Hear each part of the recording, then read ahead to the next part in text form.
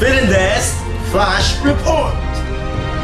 Narito ang latest update mula sa international headquarters dito sa Milano. Sa kabila ng mabilis na paglamig ng temperatura, mas lalo namang umiinit ang labanan sa bentahan. Sa nakaraang buwan ng Oktubre, sino nga ba ang umarangkada?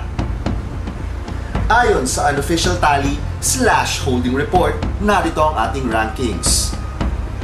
Para sa outbound category, Top 3. Ferdy Catolico, muling itatayo ang bandera ng Team Monaco.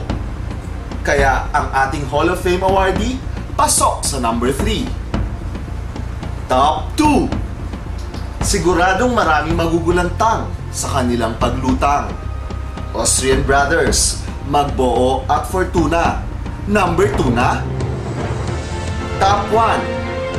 Hindi na nga ba papaawat sa tuloy-tuloy niyang pag-angat? October Top Outbound, ikaw na, Jose Espina. Congrats, Team Geneva.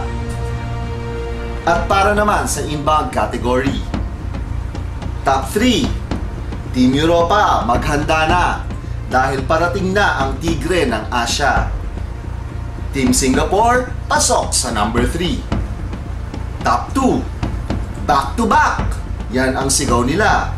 Kaya hindi kontento sa number 2. Team Roma, babawi nga ba?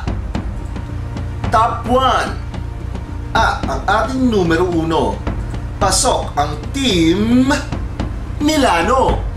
Sila nga ba ay all the way to number 1? Or uuwi na namang luhaan?